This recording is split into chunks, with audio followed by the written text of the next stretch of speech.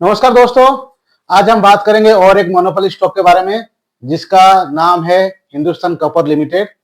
Hindustan copper limited एक ऐसा company है जो पीएसयू सेक्टर से है और एकलता ऐसा कंपनी है जो कॉपर मैन्युफैक्चरिंग करती है पूरे इंडिया में।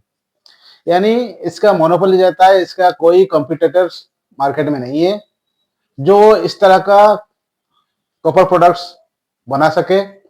और कॉपर प्रोडक्ट्स लाइक कॉपर से कॉपर का सल्फ्यूर एसिड होता है और कॉपर का जो माइनिंग लेवल से लेके प्रोडक्ट बनाने तक का जो सारा प्रोडक्शन करना, ये सिर्फ हिंदुस्तान कॉपर ही करता है और इससे कोई भी कंपनी नहीं है। तो हिंदुस्तान कॉपर का आज डिटेल्स एनालिसिस करेंगे, तो वीडियो के साथ बने रहिए। अगर इन्फॉर्मेशन अच्छा लगेगा तो एक लाइक और सब्सक्राइब कर दीजिएगा।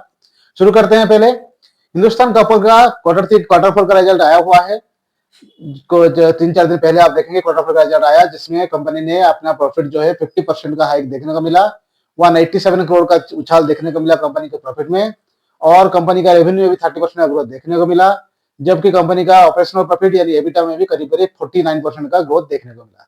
यानी कंपनी छप्पर फाड़ के जो अपना प्रॉफिट बढ़ाया है इस क्वार्टर में कंपनी का प्रोडक्शन भी बहुत बड़ा हुआ है, और कंपनी ने डिविडेंड का भी अनाउंस किया है, ₹1.90 करीब करीब। तो कंपनी अच्छा खासा डिविडेंड भी देता है। कंपनी का डिविडेंड यील्ड देखेंगे आप करीब करीब 5 से 6% के बीच में है। इसका मतलब कंपनी अच्छा खासा डिविडेंड भी देता है। पीएसयू शेयर होने के चलते कंपनी का डिविडेंड हमेशा अच्छा ही देता है।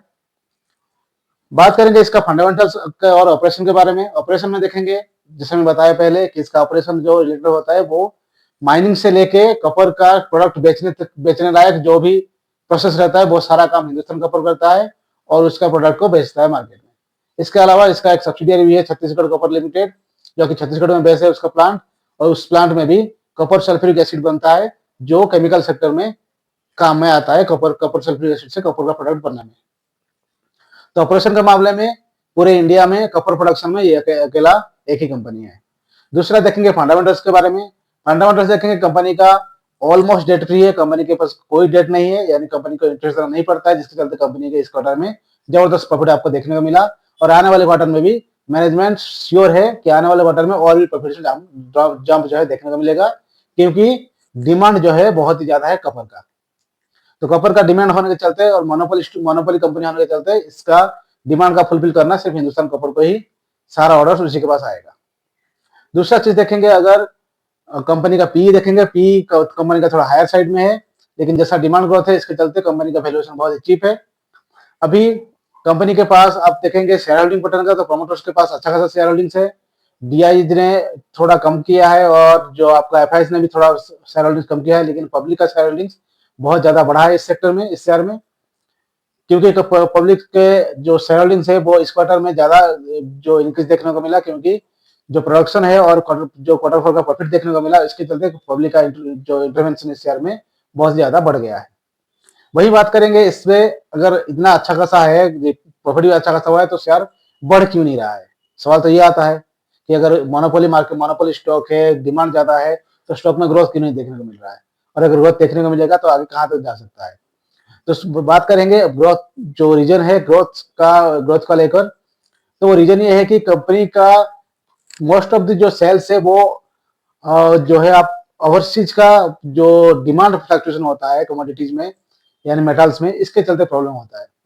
हम लोग सब जानते हैं मेटल्स के सेक्टर में चाइना और अमेरिका ये सारे जो एरिया है जहां से ज्यादा इंपोर्ट एक्सपोर्ट होता है, और वहां से ही मेटल का प्राइस जो है कंसिडरेबल होता है। यानी अगर ओवरसीज में कॉपर का वैल्यूएशन कम होगा तो ये उसका इम्पैक्ट इंडिया में भी पड़ेगा। तो इसी वैल्यूएशन के चलते इसके शेयर में थोड़ा अप एंड डाउन ज्यादा देखने को मिलता है।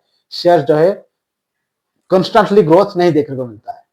हालांकि इसका आप ऑल टाइम हाई देखेंगे तो 380 के आसपास है, और ऑल टाइम लो देखेंगे तो अभी 98-100 के करीब करीब है। तो ये फ्लक्चुएशन इसी के चलते होता है, क्योंकि मेटल सेक्टर में जो डिमांड एंड सप्लाई का ओवरसीज में इशू आता है, इसका इम्पैक्ट इंडिया में भी इस शेयर के ऊपर देखने को मिलता है।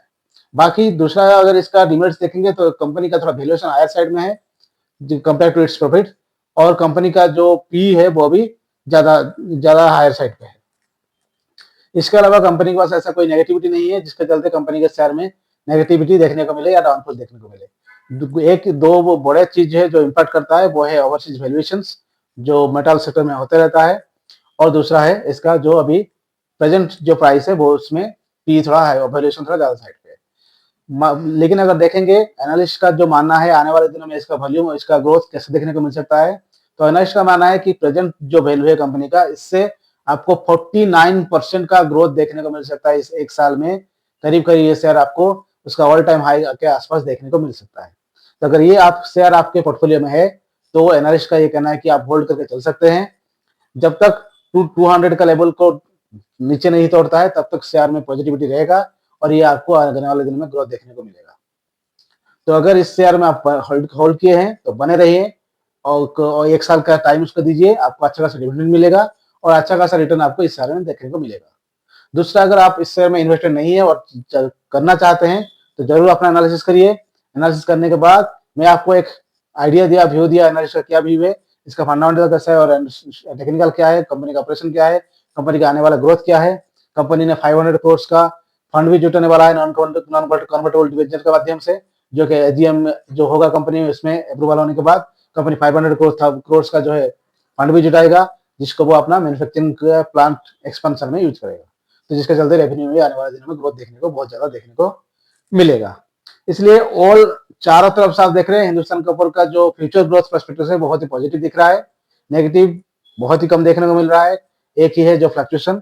अदरवाइज शेयर में कोई बुराई नहीं है, शेयर बहुत ही डेट फ्री है, फंडामेंटल स्ट्रॉन्ग है और मोनोपोली है। इसके चलते एनालिस्ट ने इसका टारगेट प्राइस प्रेजेंट प्राइस से 50% तक ऊपर बढ़ाया है। तो ये टी-टस एनालिसिस था हिंदुस्तान कॉपर के बारे में, मोनोपोली शेयर के बारे में। अगर ये इन्फॉर्मेशन आपको अच्छा लगा हो स्टे ट्यून। नेक्स्ट वीडियो के लिए लाइक और सब्सक्राइब जरूर करिएगा। Thank you.